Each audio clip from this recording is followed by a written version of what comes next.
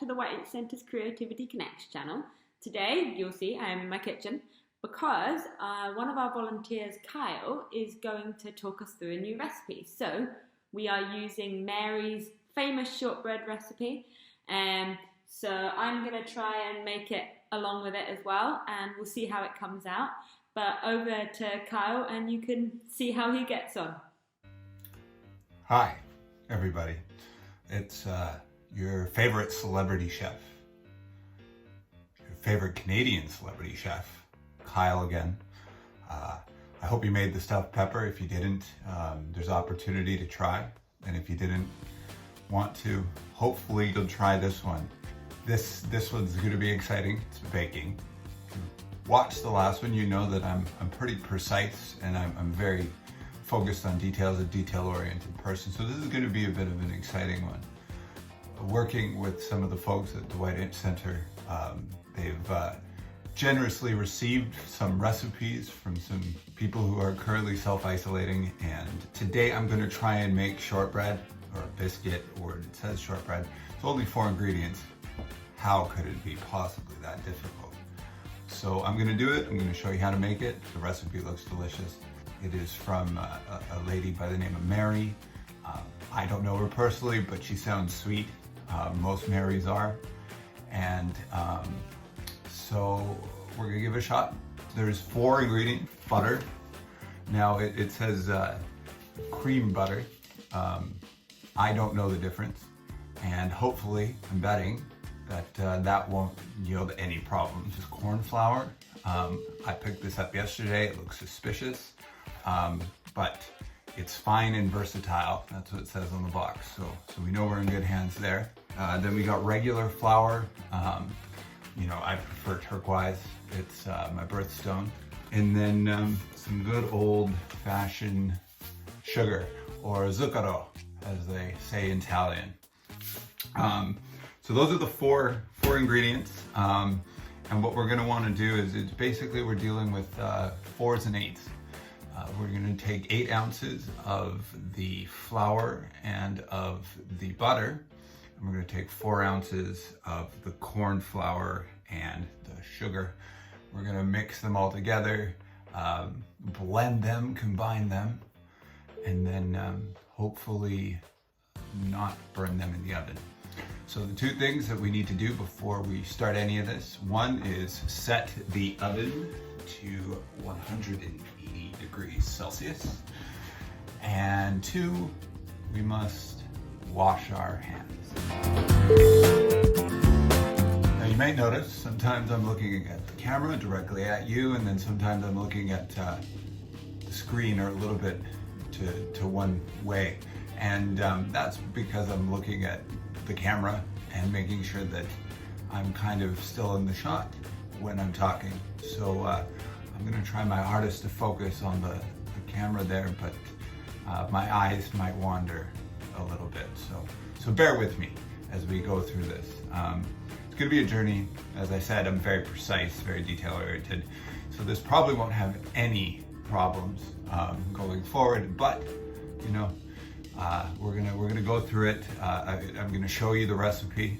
It's quite detailed, and then we're going to go from there, and we're going to mix it up, see what happens.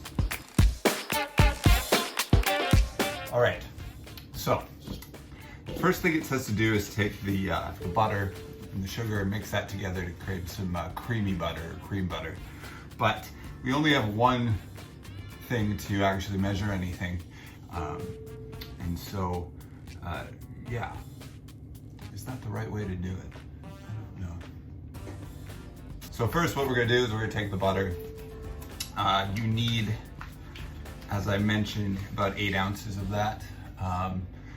If you don't know what ounces look like, neither do I. I looked it up. It's about 115 milliliters for 4 ounces, and then I think like 225 or 227 for 8. And so if you look on here, you can't really see it too well, but we're gonna try and get in that little area right there. So first what we're gonna do is we're gonna get a a nice, clean, working board to work with. Then I'm gonna eyeball it, as one does in these situations. I'm gonna eyeball it.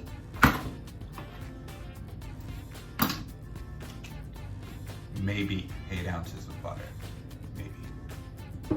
Tough to say. But there's only one way to find out.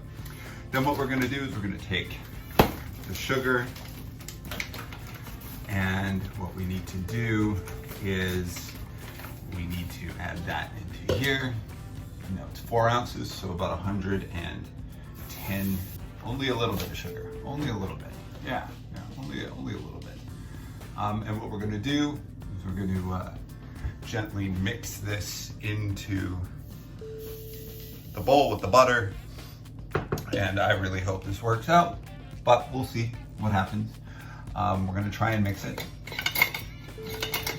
And most of you are probably sitting there being like, this is about to fail. But you know, you're gonna give it a shot. Maybe you gotta stab it a little bit. Really grind it out. I probably could have warmed the butter down to something more resembling room temperature. But you know, hindsight's always 20/20. I think it's coming together nicely here. We're gonna keep playing with it. We're gonna keep grinding away at it. It's getting there. It's breaking down. It's mushing. I think what you want is you want to get it to a nice fluffy white. We're just gonna go until it's white and fluffy, and if this takes 10 minutes, then we'll just fast forward.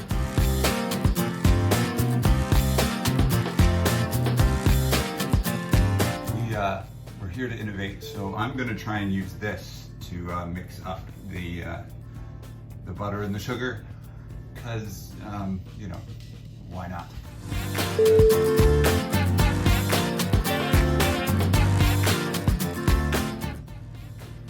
To be honest, it's not looking too bad.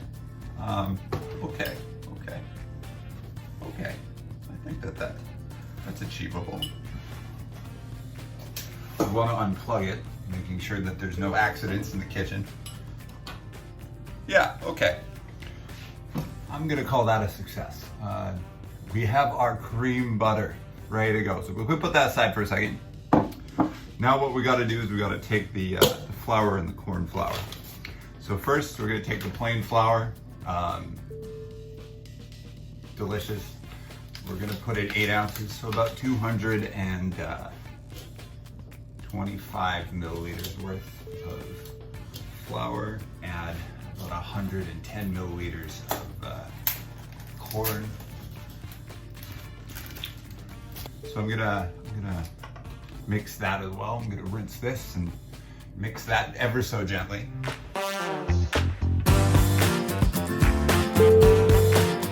Seems reasonable to me. Okay, so then what we're gonna do is we take our flour and our creamed butter, and we're going to combine those slowly, which is probably going to be a problem for me because I don't have much patience. They do things very slowly, but we're going to do that, and then we're going to put them onto the pan, and we'll go from there. I don't really see anywhere where it says how much or how many cookies it's supposed to make, but I'm thinking maybe 1 mega cookie, maybe 2 smallish cookies. We'll wing it. We'll see what I feel when we get to that stage. So now I'm gonna mix everything slowly.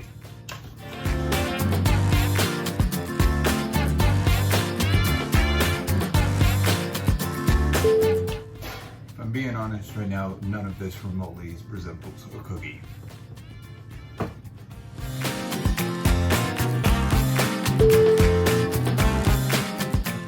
Wing this and get it into circles and let it fly.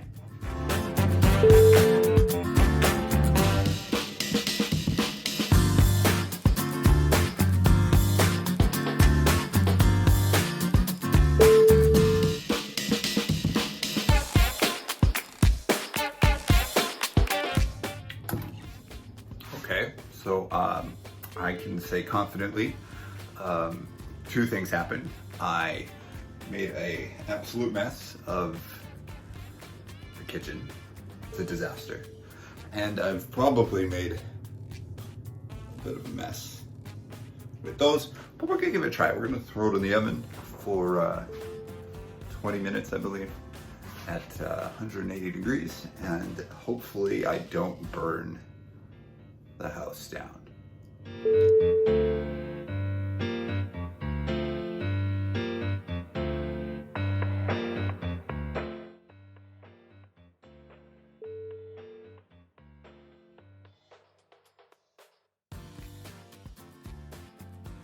All right, welcome back. We're gonna pull these out. It's been 20 minutes.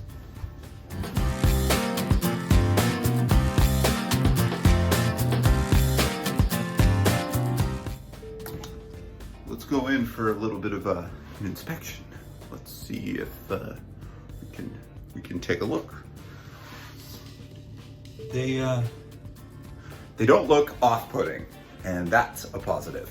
So what I'm gonna do is I'm going to let them sit for, I don't know, 5 or 10 minutes, cool off. Probably should have some type of heating rack. We don't have that here in the luxurious house we have here. Yeah, so let's just let them cool down.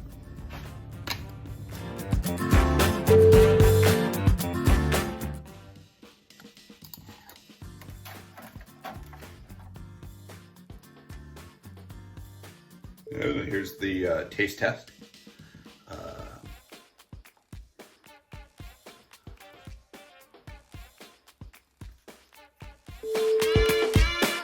That was not the worst thing I've tasted that I've ever made.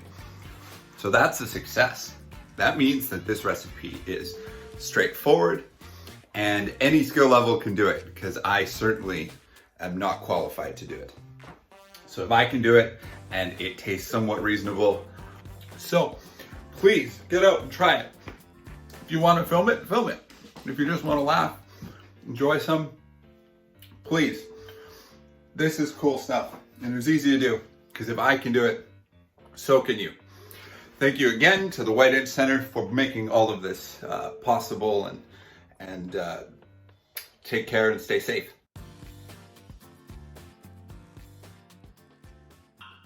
Thanks so much, Kyle, and thank you so much, Mary, for supplying us the recipe. I've got mine here, and I don't know, I think I maybe rolled it out a bit thick, or who knows, but it's not too bad, and I'm feeling reasonably pleased about it. So give it a go. If you've got any recipes that you want Kyle or myself to try out, then just send them over to my email address here, and we'll give them a try with varying success, I'm sure.